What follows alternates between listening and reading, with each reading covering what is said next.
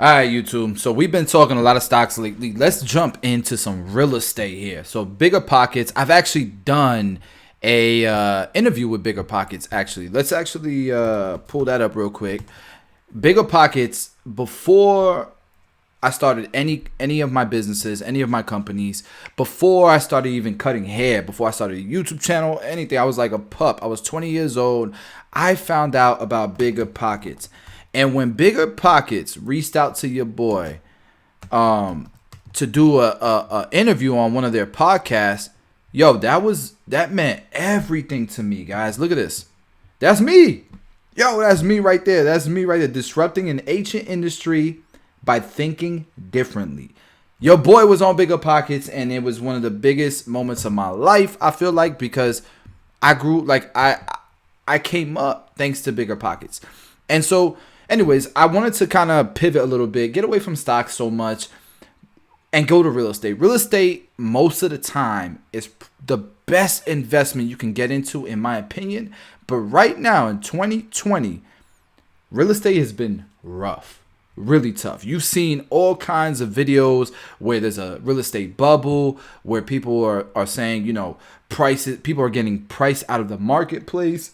Houses are being listed and bought in minutes. Like, I have a client, I cut hair, I have a few barbershops. I had a client who's telling me, bro, I listed my property and I had like 15 offers in a few days. And the offer we went with was a cash offer. And they offered me $10,000 more than listing price. So we went with the cash offer because then we didn't have to worry about appraisals. What? That's what we're dealing with today. So it's almost like I want to go buy a new house.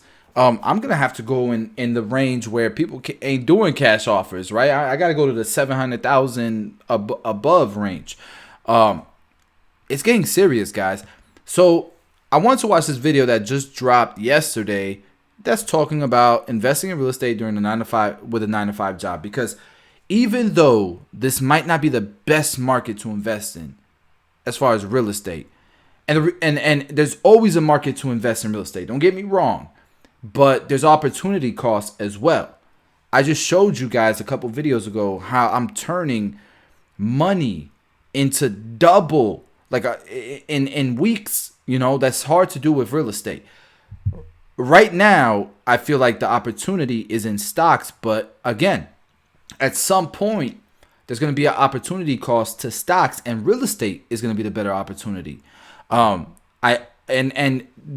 Just in case you're new to the channel, I always recommend that you focus on your main stream of income, or you focus on starting a business, and that becomes your main stream of income, right? Then you can get into the stocks and the real estate thing. But nonetheless, I still want to make real estate part of this channel and make sure that you guys are informed, so that when it's time to pivot a little bit and not put so much of our resources into stocks, we can pivot and start putting our resources into real estate. And so I wanted to watch this video with you guys and give you guys my opinion once we've watched it. I haven't seen it yet, but let's check it out. What's up, Bigger Pockets? Alex Fleece here. Today I'm going to tell you a BP success story that is quintessential to the community. Somebody who was a full-time employee who started buying long-distance rentals, eventually transitioned to small multifamilies, and now she does real estate full-time. Okay. The production is crazy. They stepped it up, baby.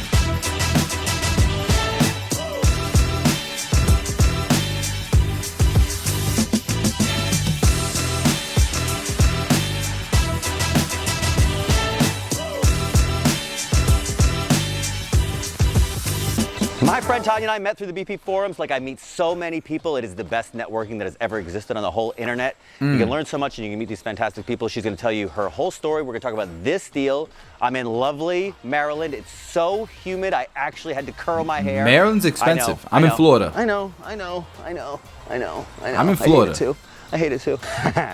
Tanya was a full-time government employee. She was overseas a bunch, and she was buying rentals back here between Texas and Washington, D.C., and then finally She was able to accumulate enough rentals that she could quit her government job, do this full time. She's a realtor now. We're going to talk to her about this deal. She can tell you some key lessons for real estate investors, for new real estate investors, how to get started. Let's go. And we're going to meet her right now. Hi, Let's I'm go. Tanya Selseth. I'm a full-time real estate investor and agent in the Washington, D.C. metro area. I have been investing here for over 10 years, and I started with small single-family homes, worked up to small multifamily, and I was eventually able to quit my federal government job to do real estate full-time. So in 2008, I found myself divorced, out of graduate school with no job, with a dog and a couple $1,000s in the bank. Hit rock bottom. And an old car.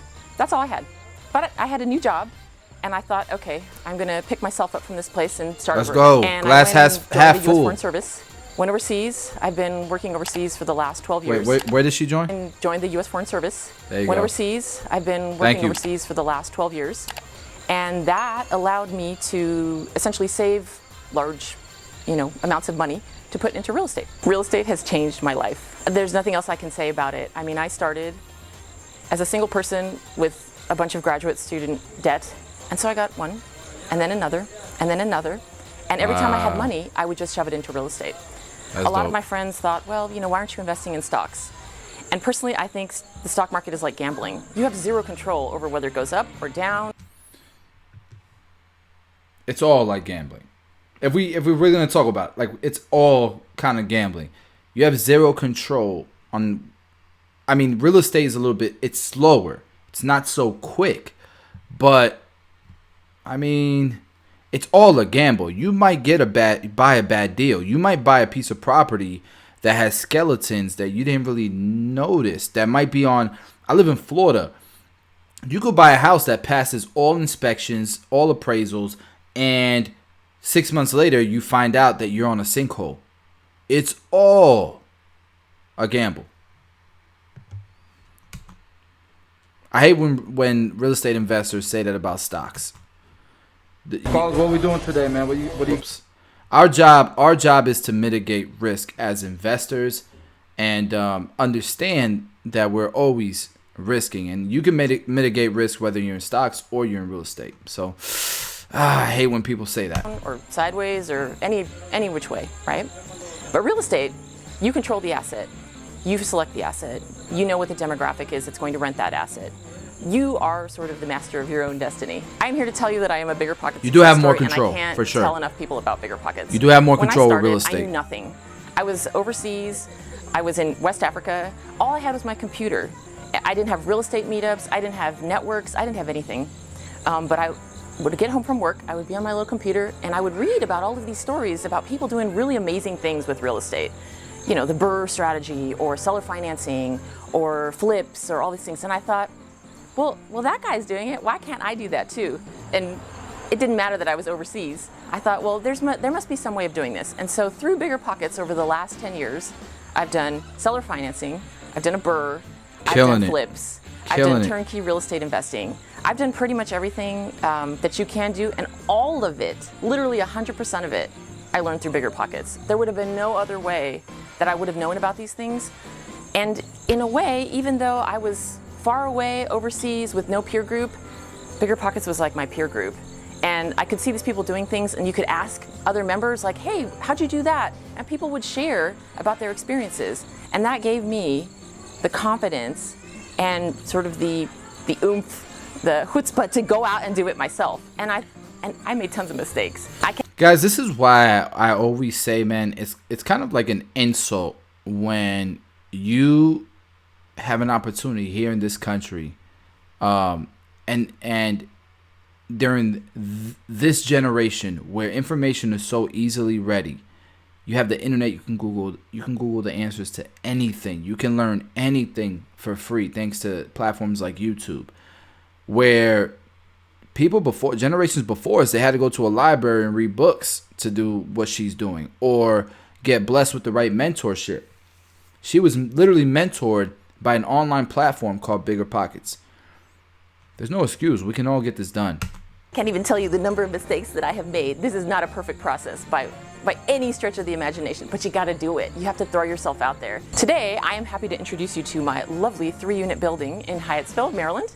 Nice. This building had nothing done to it since 1945. Now you're going to see what it looks like today. Ooh, Still let's work in go. progress. So welcome to the ground floor unit. I am super glad that you are here now because it doesn't smell like cat That pee looks anymore. There was pink carpet in nice. here, and the lady that had lived here, she had been here for 35 years, and her cats had been here for 35 years too. It was pretty horrific. I love small multis in DC because they work. They're essentially... My wife's calling me. Pause this video. DC because they work. They're essentially the same price as a single family home that would be really expensive, $600,000, $650,000 in this case. But instead of getting $2,900 maybe a month in rent, you can get $4,500, $5,000, $5,200 in the DC area. People say, oh, that return's not that great, but guess what? DC, we have the luxury of appreciation. So generally all the buildings that I buy in a year or two, $50,000, $60,000, $70,000 more than I bought it for. You can also force equity. That is crazy. It is that expensive. I know DC is like the most expensive place to live in, but it is that expensive. And it's true. There are so many investors that'll push you away from investing in expensive markets because all they think about is cash flow. She's thinking, what about appreciation? What about equity pay down? What about my tax savings? There's more to investing in real estate than cash flow, guys. She's buying properties that someone else is going to pay off that's appreciating by 50,000. Like, what? And the only investment that she made was her down payment and her closing costs, if she had to even do that. If she hacked it, she probably didn't have to spend that much money, you know? Man, shout out to her. Which is part of what this building is about. This building, most YouTube channels that focus on investing on real estate, like wholesaling, for example, they never point out those factors. I bought through a wholesaler that I found on Facebook. After I found him, I didn't even see the building. I had a friend go and check it out because I was out of town. Had to put the offer in. I used hard money. I used the hard money to buy the property and renovate the property. And I will be refinancing this place. So essentially, kind of like a BRRRR strategy mixed with some other things, but lots of tools that you can all learn about in BP. And that's where I learned them, right? I messed People with her. say, Washington, D.C., why are you investing in such an expensive market? And I'll tell you why. Tell them. I had a single family house in San Antonio, Texas. It was making me maybe $150 for that single family. Well, guess what? At the end of the year, times 12, that $150 profit is not very much, right? No. I decided actually to sell all of my out-of-state rentals, bring the money back to DC because the appreciation here is fantastic. I mean, I can't get excited about $100 a door if I can make $25,000, $50,000, $100,000 on a flip or just through appreciation in Washington, D.C. I can't get out of bed in the morning for $100 a door. Nobody talks it about terrible. that. Nobody I started with points that out. single-family homes because I felt like it was comfortable. It was what I knew. It was easy, right? You're like, oh, I can do the math. $100 a door, $200 a door. But what I found after several years of owning those types of properties is the returns just weren't that great. It was a very slow path to wealth, right? $100 or $200 a door. I mean, your HVAC dies and there goes your profit for the entire year. And I couldn't get excited about it. For all the work that it takes to get a property up and running, I just felt it wasn't worth it. So I had to go bigger. That's where I started. That's where I got my feet wet and I got comfortable. But once you start, you move on to bigger and better things. You take on more risk. Your skills grow. You can do more stuff. And so for that, I started with single family, went to small multi. I'm actually working now on making offers on commercial deals. So there's a growth path, right? People in bigger pockets have done it. You can do it too. So now I'm going to tell you a few things that I've learned along the way of the last 10 years of real estate experience. Talk to us. Get started. Just take action. You're not going to know everything before you act, and you're going to figure it out along the way. That is super uncomfortable. Most people don't want to do it. They want to know what's going to happen before they start. And uncertainty is part of growing. Uncertainty is part of this experience. Yeah. In order to do big things in real estate, you have to lean into places where you feel like you're going to throw up, honestly. Every single time, like I bought something that's been beyond what I did the last time, I felt almost sick to my stomach, like nauseous even. And I thought, am I making a mistake? Am I doing the wrong thing? Am I going to lose a bunch of money? Are my tenants going to be horrible and break a bunch of stuff? There's all kinds of things that will come up. Some people make the mistake of going on BP, reading a bunch of stuff, and then doing Nothing. nothing. Nothing. And I challenge you to get on BP and learn from other investors and then go implement the strategy that you find speaks to you, right? Reading a book, people mistake as action. Like, I did something. I went to a personal growth conference. I read a book. But then you don't implement what you actually took back from that experience, right? Yep. So you need to go out and act upon those things. Your network is your most important thing. So when I was living in Italy, I was in Rome, I saw a triplex that I wanted. And because I had reached out and networked with people on Bigger Pockets, I was able to find an agent who helped me purchase this place completely sight unseen. And that is the kind of trust and relationship building that happens on BP. That's major. And can That's help major. you further in your real estate career. Yes. My name is Tanya Selseth. Real estate and Bigger Pockets has changed my life. It can change yours too. Get started today. What an amazing video. What an amazing video, guys. That's nuggets. And you can use the people around you, your friends, your family. You just got to get the right people in your circle, whether it be on a virtual platform like she uses, or the people around you.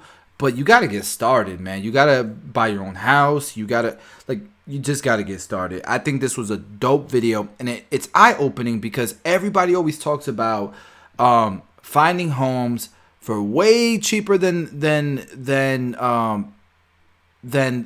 average value in your area is.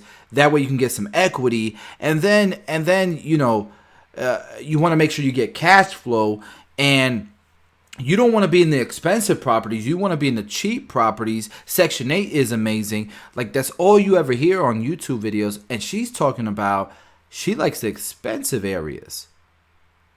She talks about the other factors that are game changers, like appreciation, equity pay down, the tax incentives. There's so much more to real estate than just cash flow, guys. Building your net worth is a thing, especially with real estate. And if somebody else is paying down that loan, even better. And the more expensive properties tend to attract tenants that will take care of their home. And that's always a great thing, because the last tenant that I had,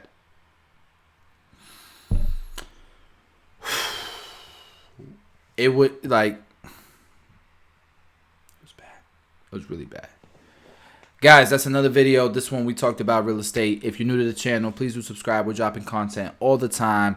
And I'm just reacting or teaching you guys some of the things that I've learned, some of my experiences. And we're going to continue to do this on this channel. So if you found it of value, please do subscribe, smash the like button, share the channel. See you guys on the next video.